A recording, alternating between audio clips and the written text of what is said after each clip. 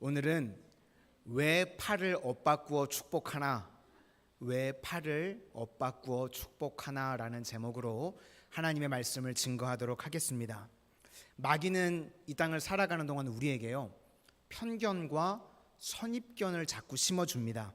그래서 매사에요, 좋다 나쁘다로 판단하게 만듭니다. 그것이 바로 선악과입니다. 심지어는요, 우리가 날씨조차도 좋다 나쁘다로 판단을 하죠. 계속되는 햇볕이요, 사막을 만든다는 것을 우리가 잘 알고 있습니다. 또 남의 녹조 현상이 일어났을 때요, 여러 가지 방법을 동원해도 그 녹조 현상이 없어지지 않는데요, 태풍이 한번 불고 나면요, 그게 싹 사라진다고 합니다. 그러니까 날씨에요, 좋고 나쁨이 어디 있겠습니까? 우리에게 다 유익한 것입니다. 사람을 볼 때도 그렇습니다. 사람을 볼 때마다요, 저 사람은 좋은 사람, 저 사람은 나쁜 사람, 자기가 하나님이 되어서요, 자꾸 판단하고 정죄하는 사람들이 있습니다. 이렇게 선악과로 살아가는 사람의 특징이 뭐냐? 자기에게 어떤 일이 생기면 원망합니다. 나쁘다고 생각을 하니까 원망을 하고요, 그리고 상대방에 대해서는 그 사람을 정죄하게 되더라는 것입니다. 그래서요, 항상 이 정죄하는 사람이 원망하는 사람이고요, 또 원망하는 사람이 정죄하는 사람이다. 이거 별로 다르지 않다는 것입니다. 우리 인생에 주시는 모든 것들이요, 하나님의 선물임을 믿으시기를 바랍니다. 그래서요, 우리에게 하나님께서 주시는 모든 것들은 다 유익한 것들입니다. 그런데 그것을 자꾸 나쁘다, 좋다라고 판단해 버리는 것, 이게 마귀가 주는 선악과 원죄의 특징이라는 것입니다. 특별히 우리 인생에요, 병과 죽음도 마찬가지입니다. 병도 하나님께서 주시는 은혜일 수가 있습니다. 병에 걸려서 우리가 깨닫고 은혜 받는 사람들이 얼마나 많이 있습니까? 또 죽음도 마찬가지입니다. 그런데 마귀는요, 계속해서 이것을 좋다, 나쁘다로 선악과로 가게 만든다는 것입니다. 죽음도요, 궁극적으로는 우리가 천국에 들어가는 통로입니다. 그렇죠. 그런데 이게 왜 나쁜 것입니까? 어떤 의미에서는요, 우리에게 유익을 주는 내용일 수도 있다는 것입니다. 그러므로 우리가요, 이 땅을 살아가는 동안 하나님 앞에서 가져야 되는 생각은 이렇게 좋다 나쁘다로 나누는 것, 이건 다 선악과입니다. 마귀로부터 나오는 생각이라는 것입니다. 그래서요, 거기서부터 벗어날 줄 알아야 된다는 것입니다. 오늘 야곱이 이제 병들었습니다. 147세가 돼서요, 천국에 갈 때가 되었습니다. 그러면 이게요, 왜 좋고 나쁨입니까? 인생의 한 과정이라는 것입니다. 우리가 추나 추동이 있는 것처럼요, 병이 들어서 하나님 앞에 가는 것, 이것도 인생의 과정 중에 일부분이라는 것입니다. 우리 1절과 2절을 다 같이 한번 보시도록 하겠습니다. 1절과 2절입니다. 시작.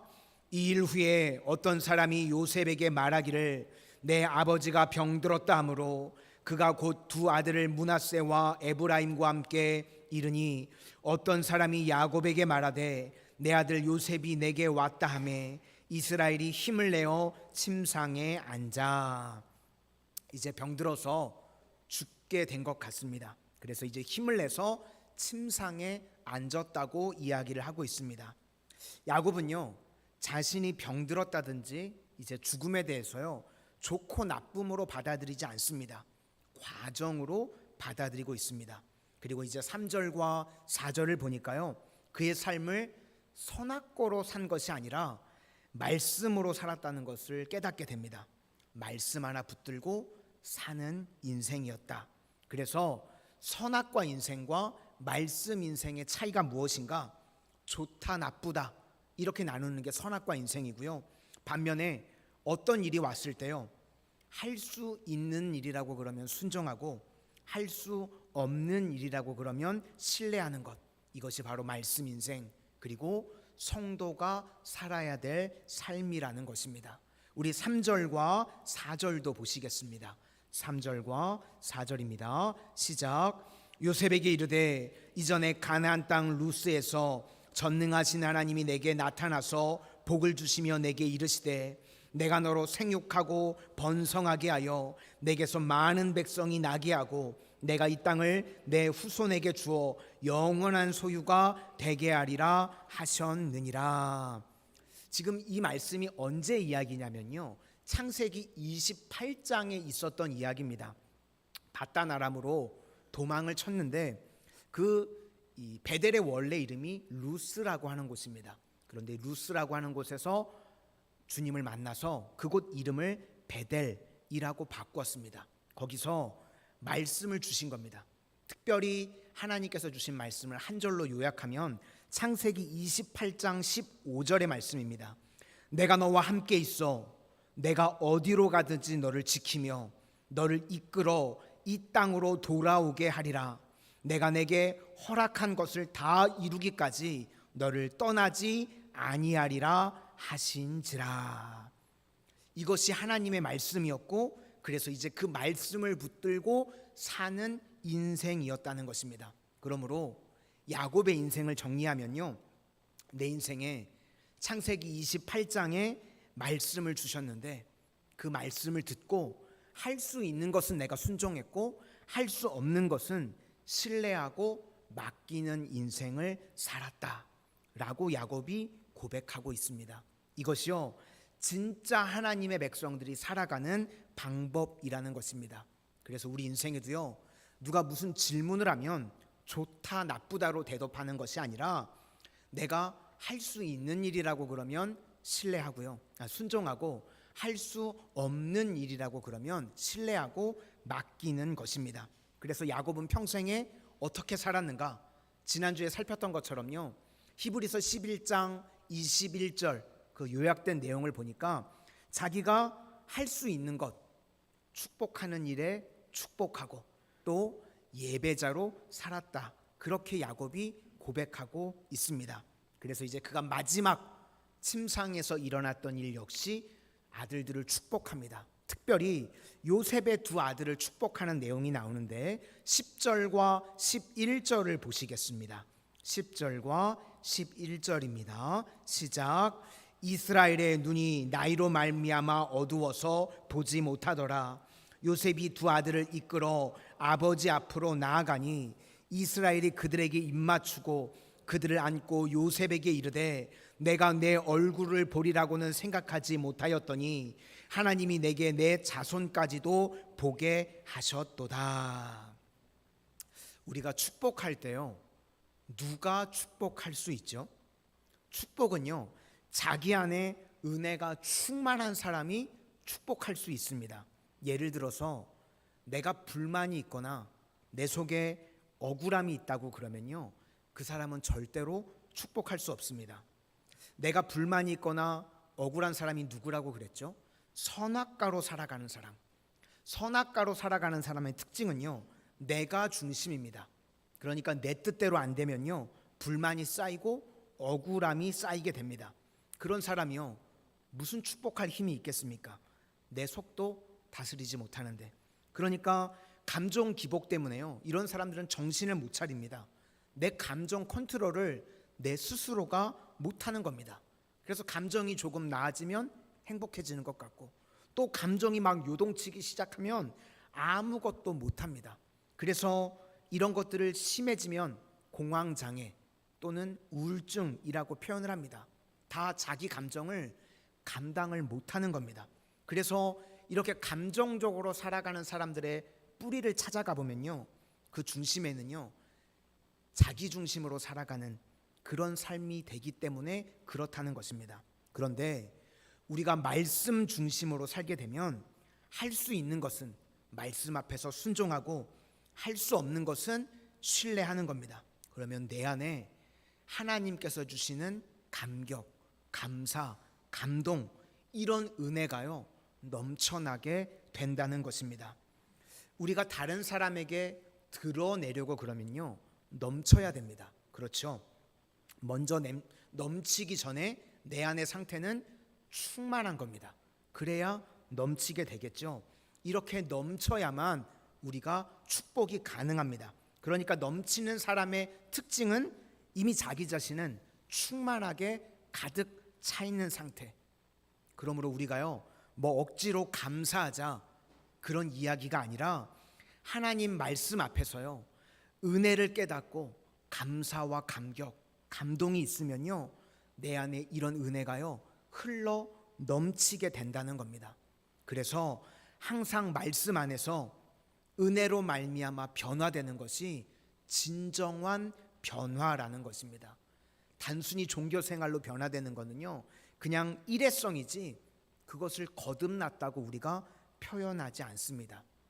팀 켈러 목사님이요, 누가복음에 나오는 부자와 나사로 이야기를 해석을 했는데, 거기 이제 부자가 지옥에 가죠. 지옥에 가니까 너무 고통스러운 겁니다. 그래서 나에게 5 형제가 있는데 이 형제만큼은 제발 지옥에 오지 않게 해달라고 아브라함에게 부탁을 합니다. 그랬더니 아브라함이 거절을 하죠. 이것을 팀 켈러 목사님이요, 왜 아브라함이 거절을 했는가 이렇게 해석을 합니다. 지옥의 두려움으로 인한 변화는 진정한 변화가 아니라는 것을 보여주기 위해서 그렇다는 것입니다. 우리가 변화는 되는데 지옥이 무서워서, 지옥이 두려워서 변화되는 것, 이거 진정한 변화가 아니라는 것입니다. 그런 의미에서요, 설교 메시지도 마찬가지입니다. 우리 성도님들, 두려움을 자극해서, 때로는 욕심을 자극해서 변화되는 것, 그거는요 진정한 변화가 아니라는 것입니다. 우리가 진정한 변화는요, 하나님의 말씀 앞에서 뜨거운 감격과 은혜가 있어서 하나님 앞에서 순종과 신뢰로 나아가는 것, 그때부터 진정한 변화가 이루어지게 된다는 것입니다. 우리 모든 성도님들, 하나님 말씀 앞에서 이런 진정한 변화를 체험할 수 있는 믿음의 백성들이 다 되시기를 축원합니다. 그래서 축복은요, 축복하자가 아닙니다. 내 안에 변화가 이루어지게 되면요, 축복하는 인격으로 거듭나게 되어진다는 것입니다. 그래서 우리 성도님들, 진정으로 축복할 수 있는 믿음의 백성들이 되실 수 있기를 바랍니다. 우리 인생에요, 다 상처가 있습니다. 상처 없는 인생이 있나요? 다 상처가 있습니다. 그런데 이 상처는요, 은혜 외에는 끊어낼 방법이 없습니다. 세상의 어떤 것으로요 해결이 되지 않는데, 오직 예수님께 나아올 때만 우리의 상처들이 회복이 되는 줄로 믿습니다. 그래서 이렇게 상처가 회복이 되는 증거가 무엇인가 하면 축복하는 사람, 예배하는 사람으로 드러나는 것입니다.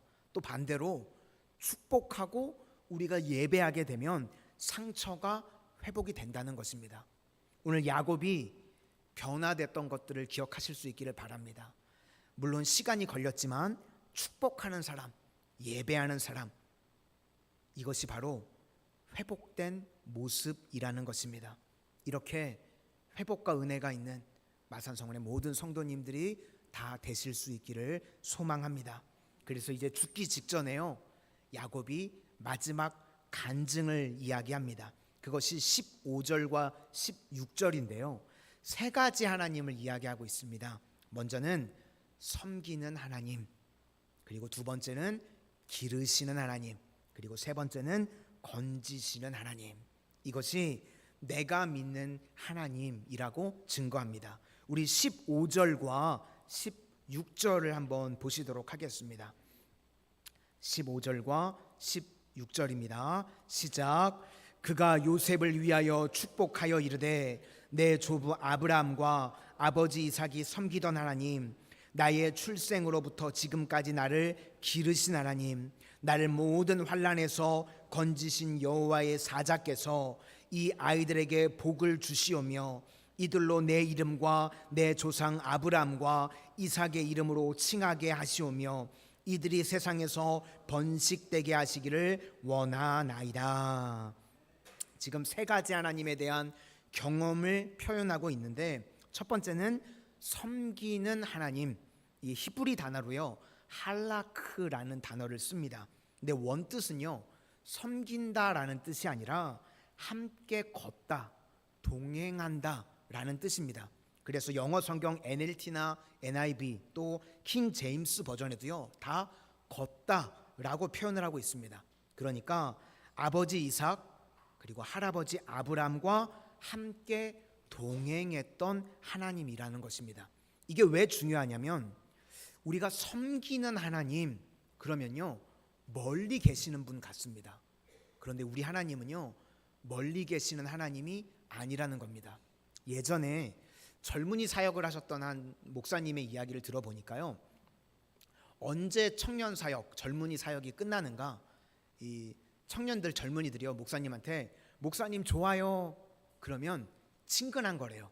그런데 어느 순간 목사님 존경합니다 그렇게 얘기가 나오면 이제 청년 사역 끝난 거래요. 거리감이 생기는 거랍니다.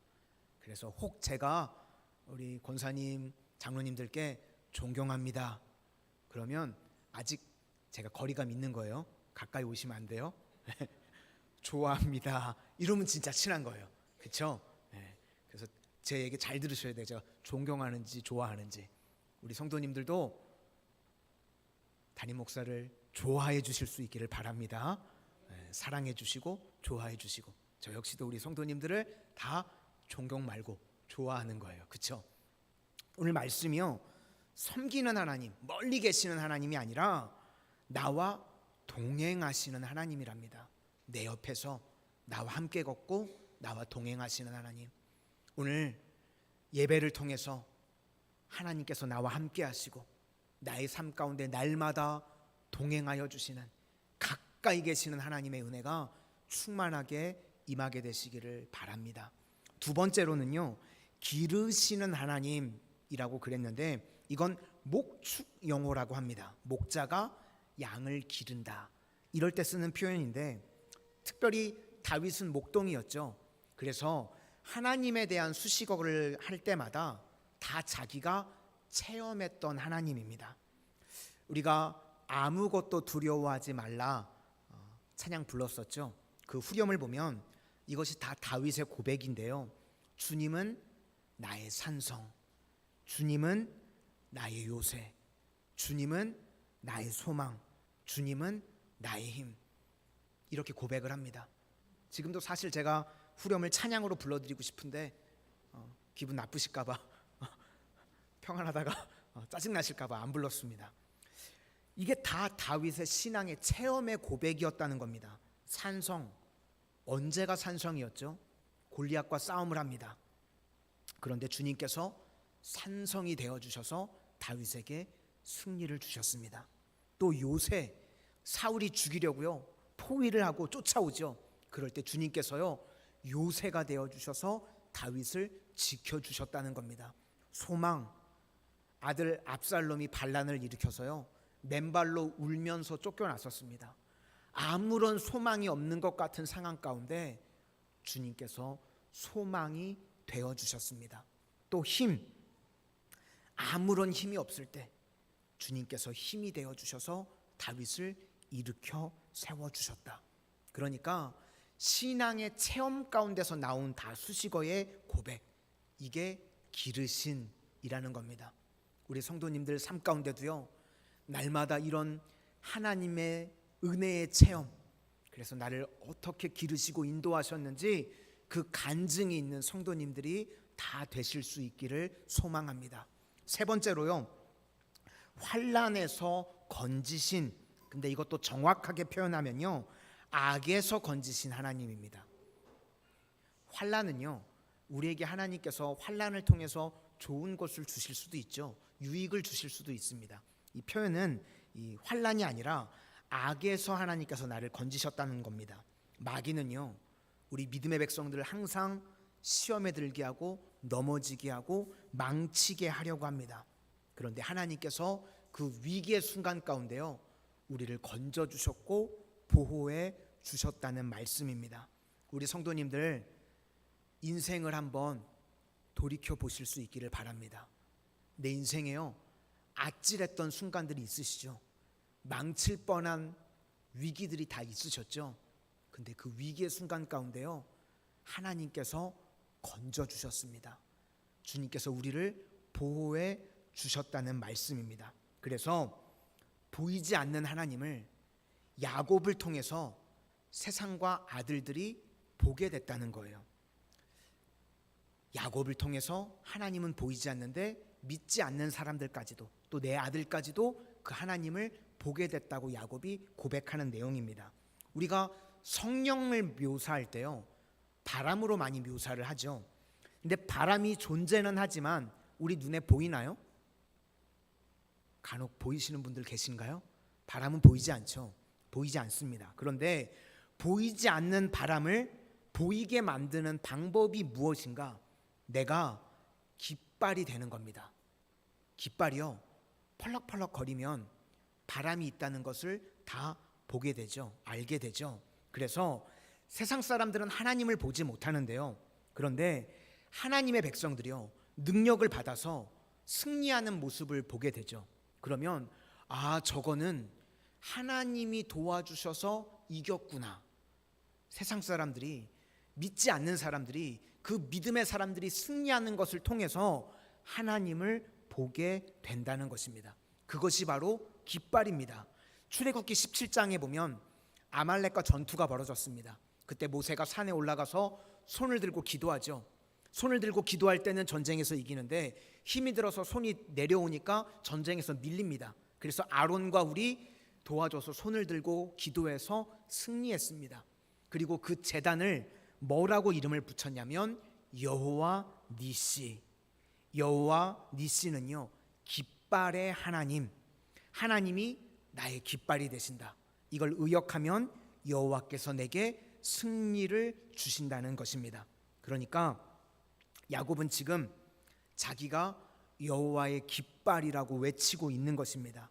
나를 통해서 하나님께서 증거되는 인생이었다. 우리 성도님들도 이 땅에서 여호와의 깃발이 되시기를 소망합니다. 나를 통해서 세상에 주님을 알지 못하는 사람들이 주님을 바라볼 수 있는 은혜가 임하게 되기를 바랍니다. 이제 두 가지 일을 예증이 들면서 나옵니다. 두 가지만 하면 끝나요. 집중하실 수 있기를 바랍니다. 먼저 요셉이요, 이 요셉의 두 아들을요, 야곱이 자기 아들로 입양하는 장면이 나옵니다. 그러니까 지금 손자잖아요. 손자를 아들로 학렬을 높이는 겁니다. 그래서 므낫세와 에브라임을 아들로 삼습니다. 그리고 또 하나는 장자와 차자가 있는데, 원래 이스라엘은 오른손을 장자, 그리고 이제 왼손이 차자 이렇게 가야 되는데 손을 X자로 꺾어 가지고요, 이렇게 축복을 해줍니다. 이건 아마도요, 하나님께서 야곱에게 알려주신 것 같습니다. 이렇게 하라고. 그래서 할 수 있는 일이니까 순종을 했습니다. 이유는 모릅니다. 이유는 주님께 맡기는 겁니다. 의미가 무엇인가? 처음에는요, 아마 이해를 못했을 겁니다. 왜 손자를 아들로 입양을 해야 되는가? 이해는 못했지만 하나님 말씀이니까 순종했습니다. 우리 5절을 한번 보시도록 하겠습니다. 5절입니다. 시작. 내가 애굽으로 와서 내게 이르기 전에 애굽에서 내가 낳은 두 아들 에브라임과 므낫세는 내 것이라. 르벤과 시몬처럼 내 것이 될 것이요. 그러니까 두 손자를 지금 아들로 입양을 하겠다는 겁니다. 이제 나중에 알게 되죠. 그러면 아들이 원래 11명인데 2명까지 아들로 되니까 13명의 아들, 그러면 13지파가 돼야 되는데, 이유는 하나님께서 레위 지파는요 따로 떼어놓기 위해서입니다. 레위 지파는 예배만을 섬기는 지파로 따로 세워서 전국으로 다 그냥 흩어버립니다. 그게 하나님의 뜻이었습니다. 이걸 야곱이 알았을까요? 야곱은 몰랐습니다. 알고 한 것 아니고 하나님이 하라고 하시니까 믿고 한 것입니다. 우리도 그렇습니다. 우리가 신앙생활을 할 때요, 우리 알고 가는 것 아닙니다. 하나님 말씀 들려오면 우리 믿고 가는 것인 줄로 믿습니다. 그래서 이걸 야곱이요 믿음으로 했다는 겁니다. 순종할 수 있는 일이니까 순종하고 또 신뢰할 것은 신뢰했다. 이것이 첫 번째 예증이고, 이제 또 하나의 예증은 이스라엘 사람들은요, 오른손에 대한 집착이 있습니다. 그래서 오른손을 강조하고 또 장자를 강조합니다. 그런데 므낫세가 장자인데 오른손으로 축복을 해줘야 되는데 X자로 꺾어가지고 지금 이렇게 반대로 축복을 합니다. 우리 17절부터 19절까지 한번 보시도록 하겠습니다. 17절부터 19절까지입니다. 시작. 요셉이 그 아버지가 오른손을 에브라임의 머리에 얹은 것을 보고 기뻐하지 아니하여 아버지의 손을 들어 에브라임의 머리에서 므낫세의 머리로 옮기고자 하여 그의 아버지에게 이르되 아버지여 그리 마옵소서 이는 장자이니 오른손을 그의 머리에 얹으소서 하였으나 그의 아버지가 허락하지 아니하며 이르되 나도 안다 내 아들아 나도 안다 그도 한 족속이 되며 그도 크게 되려니와 그의 아우가 그보다 큰 자가 되고 그의 자손이 여러 민족을 이루리라 하고. 이것이 지금 하나님의 의도인데요, 이스라엘 백성들이 가지고 있는 선입견이 있었습니다. 오른쪽이 진짜고 장자가 진짜고 뭐 이런 고집 같은 게요, 이스라엘은 있었습니다.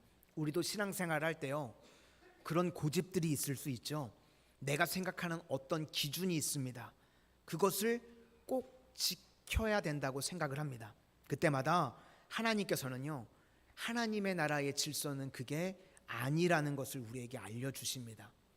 우리가요, 세상 질서는요, 위계 질서죠. 피라미드 구조와 같습니다. 그래서 만나면 제일 먼저 뭐부터 물어보시죠? 너 몇 살이냐? 안 그러시나요? 너 언제 입사했냐? 뭐 회사에서도 이러고 그러죠. 그런데 하나님 나라는요, 피라미드 구조가 아니라는 겁니다. 그래서 교회에서도요, 장로는 높은 거고 집사는 낮은 거고 이렇게 이해하시면 곤란합니다. 우리는요, 섬김의 직분이 다른 겁니다. 장로님, 권사님, 집사님, 우리가 맡겨진 섬김의 직분이 다른 거지. 그래서 교회는요, 네트워킹입니다. 연결되는 거지. 피라미드 구조는요, 세상에서 들여오는 겁니다. 그러니까 교회는 네트워킹, 연결하는 거다. 우리가 여름 사역 가운데 대치교회를 섬기고 왔죠. 그런데 단순히 우리가 섬기는 교회고 그 교회는 섬김을 받기만 하는 교회인가요? 그렇지 않습니다. 우리가 물론 도와드린 부분도 있지만요, 거기 가서요, 우리가 더 큰 은혜를 받고 왔습니다. 그러니까요, 이거 위계 질서, 피라미드 구조 아니고 서로 동역하는 관계이고요, 서로 연결되는 관계라는 것입니다. 이스라엘 백성들은요, 선민 사상이 있었습니다. 그런데 예수님께서 그들에게 뭐라고 말씀하시냐면 유대인이나 이방인이나 차별이 없느니라. 그러니까 유대인과 이방인이요, 피라미드 구조 아니라는 겁니다. 네트워킹으로 서로가 연결되어 있다는 걸 예수님께서 말씀하셨습니다. 세상은요, 끊임없이 이 우월, 기득권, 장자 이런 거 강조합니다. 그런데 지금 하나님께서 일부러 그런 거 아니라는 것을 알려주시려고 이렇게 말씀했다는 겁니다. 우리는요, 믿음 안에서 다 동역자인 줄로 믿습니다. 누가 높고 누가 낮고 그런 게 아니라요, 우리 주님 안에서 다 서로 사랑하는 동역자의 위치라는 것입니다. 그래서 하나님께서는 일부러 약한 자들을 택하셔서 주님의 일을 시키실 때가 많이 있습니다. 아론과 모세가 있었는데요, 굳이 아론 내비두고 모세를 불러서 말씀하시고요, 다윗도 막내였죠. 굳이 다윗 부르셔서 막내를 사용하시고, 그 다음에 이스마엘이 형인데요, 형 아니라 이삭을 택하셨습니다. 또 쌍둥이 에서 아니고 야곱을 부르시죠. 왜 그렇습니까? 세상의 위계 질서를 무너뜨리기 위해서 일부러 그러셨다는 겁니다. 그러니까 이런 것들, 세상의 질서, 이거 아무 상관 없다는 것입니다. 그렇다고 우리 막내분들 너무 좋아하지 마시기 바랍니다. 예수님은요, 장자셨거든요. 그러니까 지금 오늘 우리에게 주시는 메시지는요, 장남, 차남, 뭐 이런 기득권, 이런 게 중요한 게 아니라는 겁니다. 세상이요, 워낙 이런 게 강하니까 성경에서 지금 의도적으로 이런 것들 아니라고 예증을 드는 겁니다. 기득권 있다고, 장자라고 하나님이 사용하시는 것 아니고, 하나님은 어떠한 자를 사용하시는가? 약하더라도 말씀에 순종하고 말씀에 신뢰하는 자를 사용하신다는 겁니다. 그래서 우리는요, 약해도 괜찮습니다. 막내도 괜찮고요, 기득권이 아니어도 괜찮고, 병들어도 괜찮고, 부족해도 가난해도 괜찮습니다. 하나님 말씀 붙들고 순종하고 신뢰하기만 하면 그런 사람을 사용하시는 줄로 믿습니다. 세상은요, 에서 같은 사람 좋아하죠. 힘 있고 능력 있고 잘생긴 거. 그런데 우리는요, 못생겨도 괜찮습니다. 오늘 말씀 준비하면서요, 제가 은혜 받았어요. 그래, 키가 작아도 괜찮지, 연약해도, 혹 장애가 있더라도 부족해도 괜찮습니다. 말씀 붙들고 순종하고 신뢰하기만 하면 하나님께서는 그런 사람을 통해서 주의 일을 이루어 가시는 줄로 믿습니다. 오늘도 우리 모든 성도님들 말씀 붙들고 주님 앞에 순종하고 신뢰하실 수 있기를 바랍니다. 이 땅을 살아가는 동안 절대로 선악과의 인생을 살지 마시기를 바랍니다. 예수 믿는다고 하면서도요, 내가 중심이 돼서 선악과로 살아가게 되면요, 성경은 뭐라고 표현하냐면 그런 사람은 교만한 자라고 표현하십니다. 그래서 우리는 말씀 듣고 이 문제는 내가 순종할 문제인가, 신뢰할 문제인가, 그렇다고 하면 그 사람이 말씀 앞에 서 있는 인생이라는 것입니다. 오늘도 주님과 동행함으로 순종과 신뢰를 통해서 승리의 깃발을 휘날릴 수 있는 능력의 종들이 다 되시기를 주님의 이름으로 축원합니다.